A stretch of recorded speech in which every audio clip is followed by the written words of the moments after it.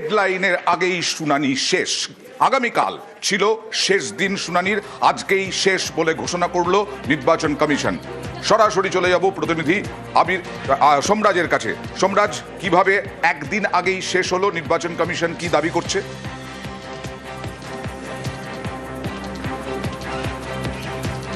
দেখো, বিভিন্ন জেলা শাসকদের থেকে জানতে চাওয়া হয়েছিল যে শুনানি শেষ হয়েছে নাকি। ইতিমধ্যেই প্রত্যেকটি জেলার জেলাশাসক রাজ্যের মুখ্য নির্বাচনী আধিকারিকের দপ্তরে জানিয়েছে যে তাদের জেলায় শুনানি ইতিমধ্যেই শেষ হয়েছে।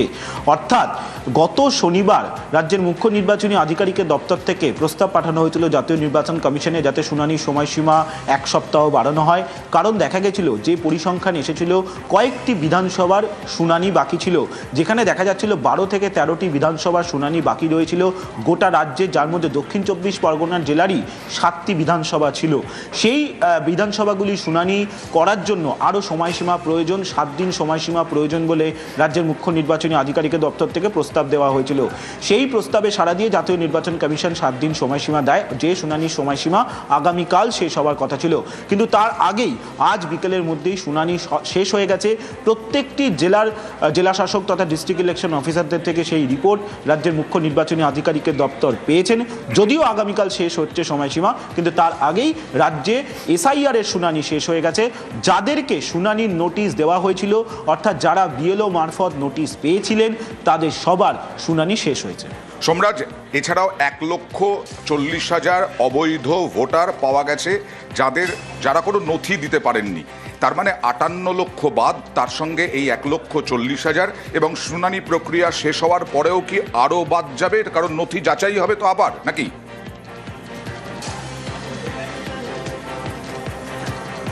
একদমই, দেখো, একদমই ঠিক বলেছো। 58 লক্ষ তো বাদ আগেই ছিল, তার সঙ্গে 1,40,000 সংখ্যাটা যোগ হলো। এই যে শুনানি প্রক্রিয়ায় যাদের 1,51,00,000 নোটিশ জেনারেট হয়েছে, যার মধ্যে দেখা যাচ্ছে 1,48,00,000-এরও বেশি শুনানি হয়েছে, যা শুনানি শেষ হয়েছে, তার মধ্যে থেকেই এই 1,40,000 নাম ইতিমধ্যেই বাদ দিয়ে দেওয়া হয়েছে, অর্থাৎ তাদেরকে রিজেক্ট করে দেওয়া হয়েছে। কেন রিজেক্ট করা হয়েছে? তারা নির্দিষ্ট ডকুমেন্ট দিতে পারেনি। ইতিমধ্যেই জাতীয় নির্বাচন কমিশনের সার্ভারে তা আপলোড হয়ে গেছে যে 1,40,000 ভোটার তারা অবৈধ, অর্থাৎ তাদেরকে রিজেক্ট করে দেওয়া হয়েছে। রিজেক্ট করে দেওয়ার আরও একটা কারণ, আগামী দিনে যদি তারা মনে করেন তারা ফের ক্লেম করতে পারেন, অর্থাৎ আবেদন জানাতে পারেন, জেলা শাসকের দপ্তরে আবেদন জানাতে পারেন, রাজ্যের মুখ্য নির্বাচনী আধিকারিকের দপ্তরেও তারা আবেদন জানাতে পারেন, যদি মনে করেন যে তারা নির্দিষ্ট নথি দিয়েছিলেন কিন্তু তাদের নথিগুলিকে গুরুত্ব দেওয়া হয়নি, বা তাদের কাছে আরও কিছু ডকুমেন্টস আছে বলে তারা মনে করছেন, সেই কারণে তারা আবেদন জানাতে পারেন। ইতিমধ্যেই যাদেরকে রিজেক্ট করে দেওয়া হয়েছে, অর্থাৎ এই 1,40,000 সংখ্যা, তাদের কাছে চিঠি যেতেও শুরু করেছে নির্বাচন কমিশনের তরফে যে কেন তাদেরকে বাতিল করা হলো। যেটা আমরা আগেই জানিয়েছিলাম যে ভোটারদের বাদ দেওয়া হবে, তারা কি কারণে বাদ পড়লেন তার নির্দিষ্ট কারণ জানিয়ে চিঠি দেওয়া হবে। সেই মোতাবেক চিঠি দেওয়ার প্রক্রিয়াও শুরু করা হয়ে গেছে। বেশ, একের পর এক আইনি ধাক্কা, তাই কি প্রশাসনিক চাপ সৃষ্টির চেষ্টা নির্বাচন কমিশনের? এবার হুঁশিয়ারি, 5 বছর সংরক্ষিত থাকবে এসআইআর এর নথি, 5 বছরের মধ্যে ব্যবস্থা নেওয়া হবে।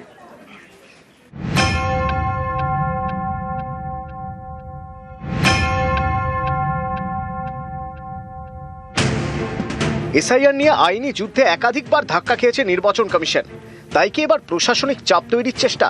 এসআইআর নিয়ে শুক্রবার ভার্চুয়াল বৈঠকে বসে কমিশনের ফুল বেঞ্চ। বৈঠকে ছিলেন পশ্চিমবঙ্গের সিইও, জেলা শাসক এবং অবজারভাররা। সেখানেই মুখ্য নির্বাচন কমিশনার জ্ঞানেশ কুমারের হুঁশিয়ারি, এসআইআর প্রক্রিয়া চলাকালীন যেসব নথি নেওয়া হচ্ছে তা কমিশনের তথ্য ভাণ্ডারে সংরক্ষিত থাকবে। 1 বছর বা 2 বছরের জন্য নয়, 5 বছরের জন্য সংরক্ষিত থাকবে। কয়েক বছর পরেও ভোটার তালিকায় কোনো বিদেশির নাম ধরা পড়লে সংশ্লিষ্ট অফিসারকে শাস্তি পেতে হবে। এখানেই শেষ নয়, মুখ্য নির্বাচন কমিশনারের হুঁশিয়ারি, এসআইআর এর তথ্য আপলোডে ভুল হলে কেউ রেহাই পাবেন না। ডিএম, ইআরও, এইআরওদের বিরুদ্ধে ব্যবস্থা নেওয়া হবে। 2 বছর বাদেও কমিশন পদক্ষেপ করতে পারবে। এদিন ভার্চুয়াল বৈঠকে মুখ্য নির্বাচন কমিশনার এও বলেন, অনেক জায়গা থেকে ভুল নথি আপলোড করা হচ্ছে। নথি হিসেবে কোথাও সংবাদপত্র আপলোড করা হয়েছে, কোথাও পাসপোর্ট আপলোড করার কথা বললেও সাদা কাগজ আপলোড হয়েছে। এমনই বেশ কিছু নথি দেখিয়ে উত্তর 24 পরগনা এবং দক্ষিণ 24 পরগনার জেলা শাসককে সতর্ক করে দেন মুখ্য নির্বাচন কমিশনার। দক্ষিণ 24 পরগনার জেলা শাসককে বলেন, সব থেকে খারাপ কাজ হচ্ছে দক্ষিণ 24 পরগনায়। তখন পশ্চিমবঙ্গের মুখ্য নির্বাচনী আধিকারিক মনোজ কুমার আগরওয়াল বলেন, এই ধরনের ভুল হলে শাস্তিমূলক ব্যবস্থা নিতে হবে। মালদা, কোচবিহার সহ বেশ কয়েকটি জায়গায় জেলা শাসকদের ভূমিকা নিয়েও ক্ষোভ প্রকাশ করেছে কমিশন। মুখ্য নির্বাচন কমিশনার ফের মনে করিয়ে দেন, এসআইআর এর কাজ নিয়ে সতর্ক থাকতে হবে। এই কাজ সঠিক এবং নিখুঁতভাবে করতে হবে। অপ্রাসঙ্গিক তথ্য আপলোড করা যাবে না। অভিযোগ নিষ্পত্তির জন্য নির্দিষ্ট নথির বাইরে অন্য কোনো নথি নেওয়া যাবে না। ভালো মানের কাজ চাই। ভোটার তালিকায় অনৈতিকভাবে কোনো নাম যেন না ঢোকে অথবা বাদ যায়। 5 দিনে 1 কোটি ভোটারের নথি আপলোড করা হয়েছে। এই নথিগুলো কি যাচাই করা হয়েছে? কারা যাচাই করেছেন? সব নথি ফের যাচাই করতে হবে। চূড়ান্ত ভোটার তালিকা থেকে যাতে কোনো ভারতীয় নাম বাদ না যায় সেটা নিশ্চিত করতে হবে। ভোটার তালিকায় কোনো বিদেশির নাম যাতে না থাকে সেটাও নিশ্চিত করতে হবে।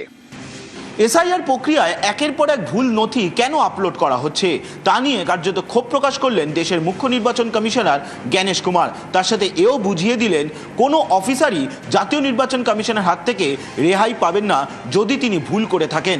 আজ না হোক 2 বছর বাদেও জাতীয় নির্বাচন কমিশন তার বিরুদ্ধে পদক্ষেপ করতে পারে। ক্যামেরায় সুমন বোসের সঙ্গে সোমরাজ বন্দ্যোপাধ্যায়, নিউজ 18 বাংলা, কলকাতা।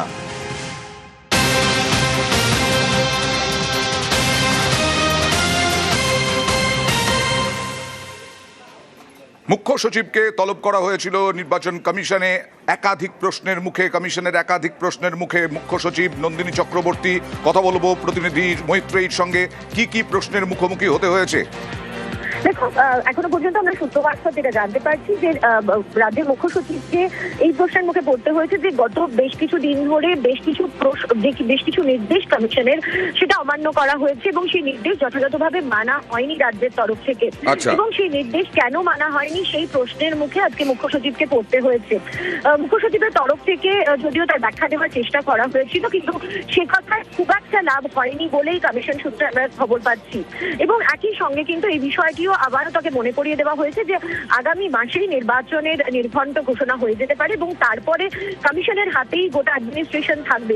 ফলে সেক্ষেত্রে দাঁড়িয়ে কমিশনের তরফ থেকে যে সমস্ত নির্দেশ আগামী দিনে দেওয়া হবে সেগুলো যেন পালন করা হয় সেই বার্তা কিন্তু তাকে দেওয়া হয়েছে। আজকে 3টের কিছু আগে 3:45 নাগাদ নন্দিনী চক্রবর্তী তিনি কমিশনের দপ্তরে পৌঁছান। 3টে থেকে বৈঠক শুরু হয়। কমিশনের ফুল বেঞ্চের সঙ্গে বৈঠক হয় এবং সেখানেই কমিশনের ফুল বেঞ্চের তরফ থেকে সামনে একাধিক প্রশ্নের মুখে পড়তে হয় রাজ্যের মুখ্য সচিব নন্দিনী চক্রবর্তীকে। তিনি প্রায় 40 থেকে 50 মিনিট বৈঠকে থাকেন এবং তারপর বৈঠক থেকে বেরিয়ে গিয়ে তিনি এখন সোজা কলকাতা ফিরছেন।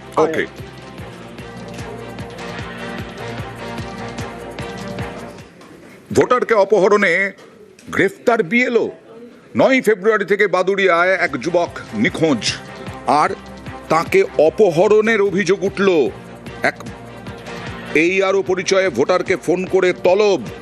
আমরা দেখিয়েছিলাম, অনুপমের সঙ্গে কথা বলবো। অনুপম, আমরা দেখিয়েছিলাম যে এসআইআর এর নথি জমা দিতে বলে ডেকে তারপরে নাকি খোঁজ পাওয়া যাচ্ছে না। অপহরণের অভিযোগ কেন? দেখো অয়ন্দা, এই যে অপহরণের অভিযোগ এই কারণে যেহেতু ARO নাম করে এই যে নাসির আলী মন্ডল, নাসির আলী বলে এক ব্যক্তিকে ফোন করে ডাকা হয়েছিল, তার নথিপত্র নিয়ে তাকে ডাকা হয়েছিল এবং তারপর থেকে এই নাসির আলী নিখোঁজ ছিল। যদিও পরের দিন স্থানীয় একটি খালের ধার থেকে তার জুতো এবং বাইক উদ্ধার হয় এবং তারপর গ্রামবাসীরা এই নাসির আলীর খোঁজের জন্য যাতে তাড়াতাড়ি পুলিশ তাকে খুঁজে বের করতে পারে এবং উপযুক্ত দোষীদের শাস্তি দিতে পারে সেজন্য রাস্তা অবরোধ করে বিক্ষোভও দেখায় দীর্ঘক্ষণ ধরে। এবং এরপরে কিন্তু সে স্থানীয় যে 22 নম্বর ওয়ার্ডের 22 নম্বর বুথের যে বিএলও, সেই বিএলও রিজাউন হাসান মন্ডল সহ সাগর গায়েন বলে দুজনকে গ্রেপ্তার করেছে এবং তাদেরকে 10 দিনের পুলিশি হেফাজত নিয়ে আজকে এই মুহূর্তে মাদুরিয়া থানায় তাদেরকে আনা হয়েছে এবং তাদেরকে নিয়ে কিন্তু পুলিশ বেরোবে বিভিন্ন জায়গায় তল্লাশি করতে। এখন পুলিশের সন্দেহ যে তাকে কিডন্যাপ করেছে নাকি তাকে মা খুন করে কোথাও গুম করে রেখেছে, পুরো বিষয়টি কিন্তু তদন্তের মধ্যে রয়েছে। কেন এদের দুজনের মধ্যে কোনো শত্রুতা ছিল? দেখো, এইটা নিয়ে কিন্তু একটা বড় প্রশ্ন ফেলে যাচ্ছে, তার কারণ পুলিশ সরাসরি কিছু তদন্তের স্বার্থে কিছু এখনো জানায়নি। তবে এই যে রিজওয়ান হাসান মন্ডল এবং সাগর গাইনকে নিয়ে রাতেই পুলিশ বেরোবে।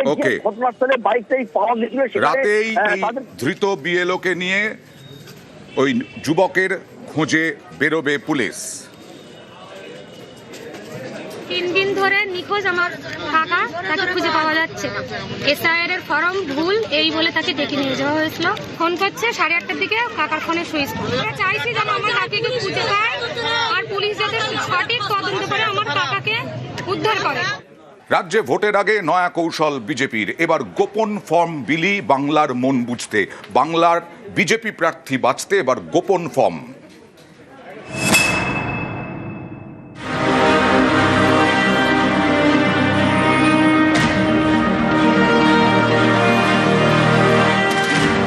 টার্গেট 26, লক্ষ্য বাংলা জয়। প্রার্থী বাছাইয়ে সতর্ক বিজেপি। পশ্চিমবঙ্গের প্রার্থী তালিকা তৈরির জন্য দলের নিচুতলা নেতাকর্মীদের মতামত নেওয়া শুরু হয়েছে। এর জন্য দেওয়া হচ্ছে গোপন ফর্ম। গত 1 সপ্তাহ ধরে গোপন ফর্ম বিলি করা হচ্ছে জেলায় জেলায়। এই ফর্ম দেওয়া হচ্ছে মণ্ডল সভাপতি, বুথ স্তরের নেতা ও কর্মীদের। 6টি নাম লিখে জমা দিতে হচ্ছে। 3টি পছন্দের প্রার্থীর নাম আর বাকি 3টি অপছন্দের। প্রার্থী হিসেবে যাদের নাম উঠে আসছে তাদের সঙ্গে সংগঠনের সম্পর্ক কেমন তা যাচাই করে নিতেই এই গোপন ফর্মের ফর্মুলা।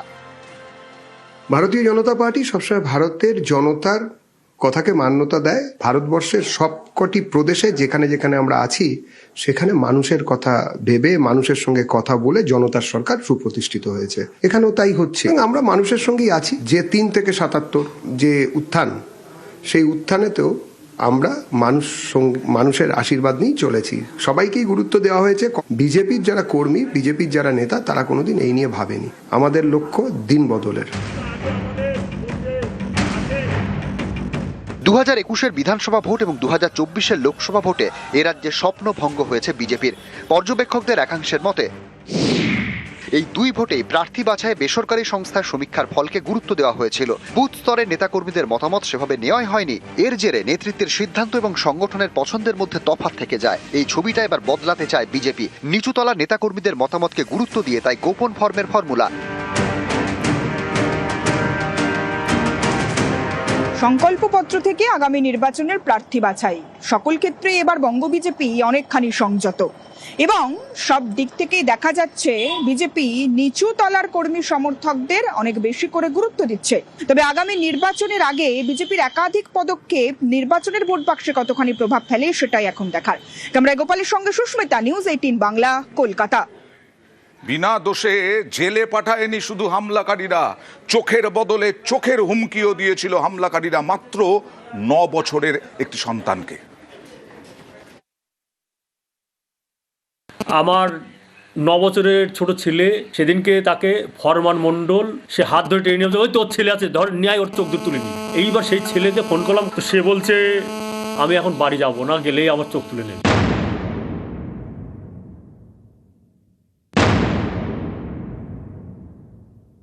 আমার বাচ্চাকে কালকে আমি ফোন করেছি, বলছে মা গো আমি বাড়ি যাব না, আমি বাড়ি গেলে ওরা আমার চোখ দুটো তুলে নেবে, তাই বলছে। ভয়ে কাঠ সমাজকর্মী আমির চাঁদ শেখের 9 বছরের ছেলে। ঘটনার সূত্রপাত গত রবিবার। বাড়িতেই মারা যান সমাজকর্মী আমির চাঁদ শেখের মা। তার চোখ দান করেন ছেলে। এতে প্রতিবেশীদের কুসংস্কার ধাক্কা খায়। অভিযোগ, বেশ কয়েকজন চড়াও হন সমাজকর্মীর বাড়িতে। তখনই নাকি তারা বদলা নিতে চান। চোখ দানের বদলা নিতে 9 বছরের শিশুর চোখ উপড়ানোর হুমকি। আতঙ্কে আমির চাঁদের স্ত্রী মহসিনা তার মায়ের কাছে পাঠিয়ে দেন ছেলেকে। কিন্তু বাচ্চা ছেলেটির কানে এই কথাগুলো বাজতে থাকে। চোখ উপড়ে নেওয়ার সেই হুমকি। আজও বাচ্চাটি ভয়ে কাঠ। তাই মা বাবা বাড়ি ফেরা সত্ত্বেও বাচ্চাটি আর বাড়ি ফিরতে চাইছে না।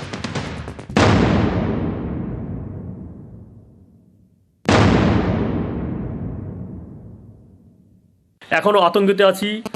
আমার 9 বছরের ছোট ছেলে, সেদিনকে তাকে ফরমান মণ্ডল সে হাত ধরে টেনে নিয়ে, ওই তোর ছেলে আছে, ধর ন্যায়, ওর চোখ দূর তুলে নি। এইবার সেই ছেলেকে ফোন করলাম, তো সে বলছে আমি এখন বাড়ি যাব না, গেলেই আমার চোখ তুলে নেবে। এবং তারা এখন বহাল তবিতে রয়েছে। এই পরিস্থিতিতে কি যে হবে সেটাই আমি এখনো ভেবে পাচ্ছি না। আমার একটা ছোট্ট শিশু সেদিনকে আমাদেরকে তুলে নিয়ে যাওয়ার পর আমার বাচ্চাটা আমার ওইখানে দাঁড়িয়ে ছিল, তারপরে ছেলের হাত ধরে টেনে নিয়ে যাচ্ছে, আয় তোর চোখ তুলে নেব। আমার ছেলে কান্না করতে করতে আমার মা তখন তাড়াতাড়ি করে নিয়ে ওনাকে ওর হাত ধরে নিয়ে চলে যায়। আমার বাচ্চাকে কালকে আমি ফোন করেছি, বলছে মা গো আমি বাড়ি যাব না, আমি বাড়ি গেলে ওরা আমার চোখ দুটো তুলে নেবে, তাই বলছে।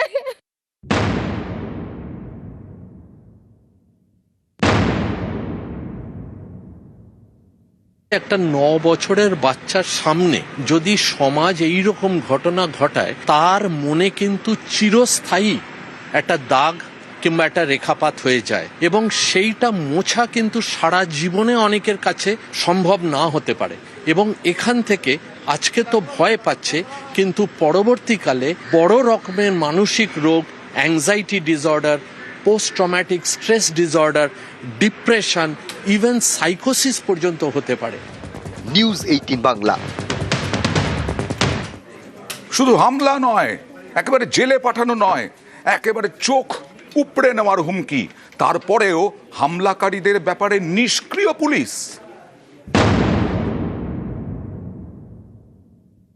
জেল থেকে মুক্তি পেলেও এখন কিন্তু আমি কেস থেকে মুক্তি পাইনি।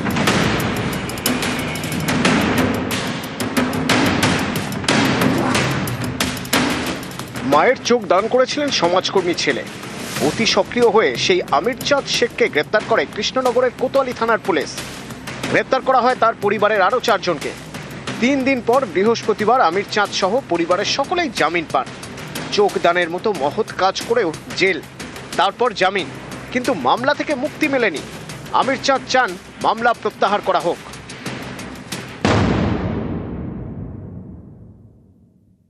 জেল থেকে মুক্তি পেলেও এখন কিন্তু আমি কেস থেকে মুক্তি পাইনি।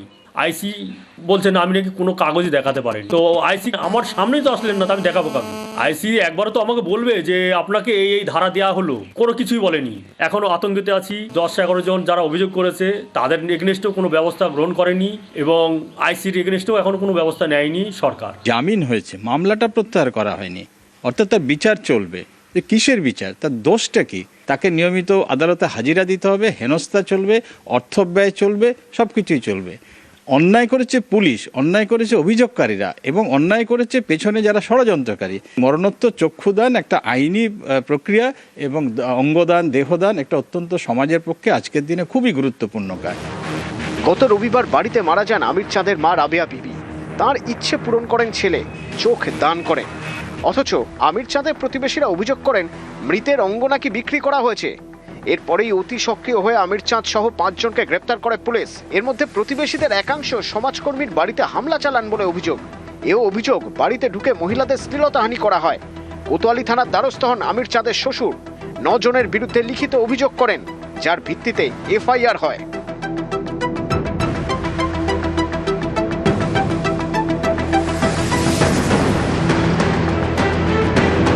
এই এফআইআর পর্যন্তই।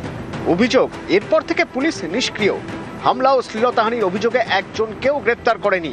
অনেকেরই প্রশ্ন, চোখদানের মতো মহৎ কাজ করলেও অতি সক্রিয় হয়ে আমির চাঁদকে গ্রেপ্তার করে পুলিশ, তাহলে সেই আমির চাঁদের বাড়িতে যারা হামলা চালিয়েছেন, শ্লীলতাহানি করেছেন বলে অভিযোগ, তাদের ধরতে কেন নিষ্ক্রিয় কৃষ্ণনগর কোতোয়ালি থানার পুলিশ?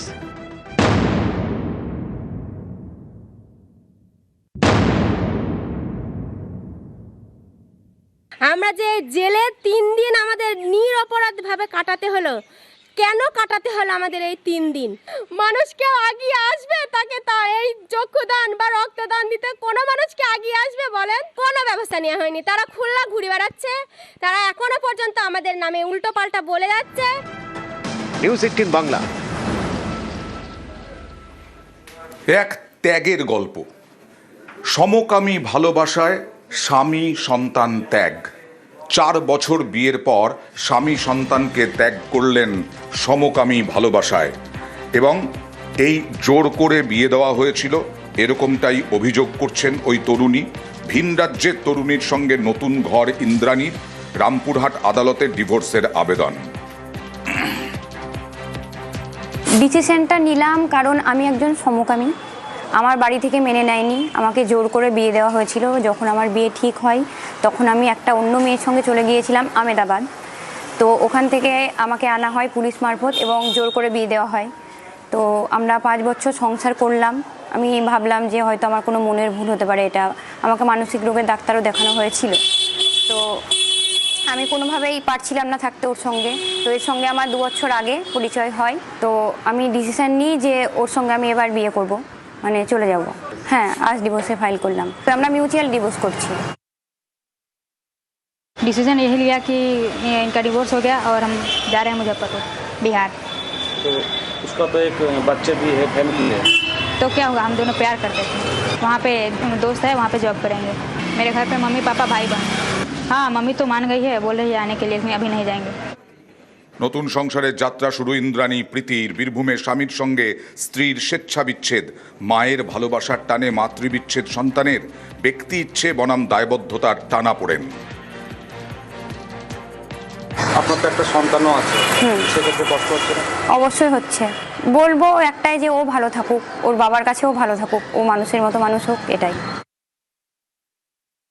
যৌন প্রবৃত্তি বা সেক্সুয়াল ওরিয়েন্টেশনটা জন্মগত। দেখা যাচ্ছে যে সে তরুণীর ছোটবেলা থেকেই সচেতন যে সে সমকামী। আমাদের আইন সমকামিতাকে স্বীকৃতি দিলেও সমাজ সেটাকে মেনে নেওয়ার মতো অবস্থায় এখনো আসেনি। বাধ্যতামূলক বিষমকামিতা বা কম্পালসারি হেটেরোসেক্সুয়ালিটি এবং তার সাথে জড়িত যে ব্লুপ্রিন্ট, যেখানে পরিবার, বিবাহ, সন্তান ইত্যাদি রয়েছে, সেখানে সে তরুণীকে এক প্রকার ফোর্সফুলি ঢুকিয়ে দেওয়া হয়েছে। সুতরাং এটা আপাতভাবে স্বার্থপর মনে হলেও কেউই ব্যক্তির যে ওরিয়েন্টেশন বা ব্যক্তির নিজস্বত্ব সেটাকে মেনে নিতে পারেনি, যার ফলে কিন্তু একটি শিশু সেও ক্ষতিগ্রস্ত হয়েছে। পূর্ব কলকাতার জলাভূমি বুঝিয়ে দেদার নির্মাণ, আর এতেই ক্ষুব্ধ পরিবেশ আদালত।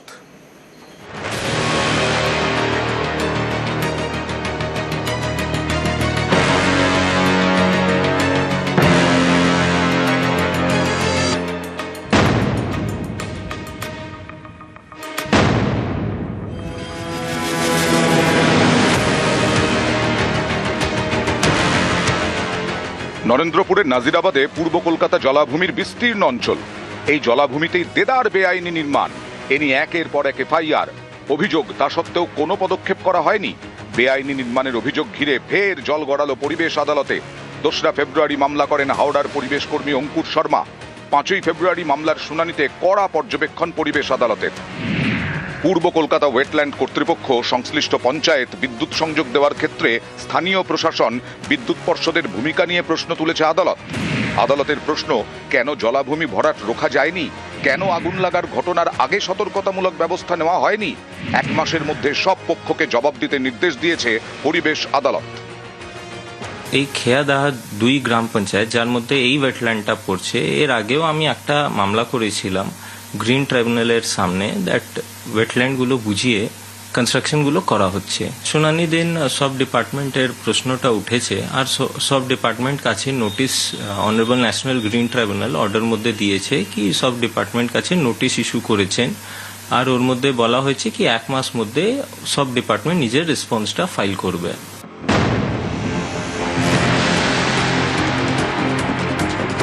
এই দেখুন, এটা নরেন্দ্রপুরের নাজিরাবাদের স্যাটেলাইট ছবি।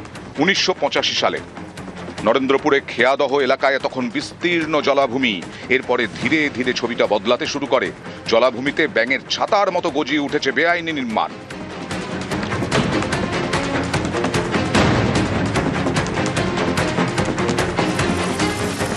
যত দিন গেছে ততই জলাভূমি বুঝিয়ে করা হয়েছে বেআইনি নির্মাণ।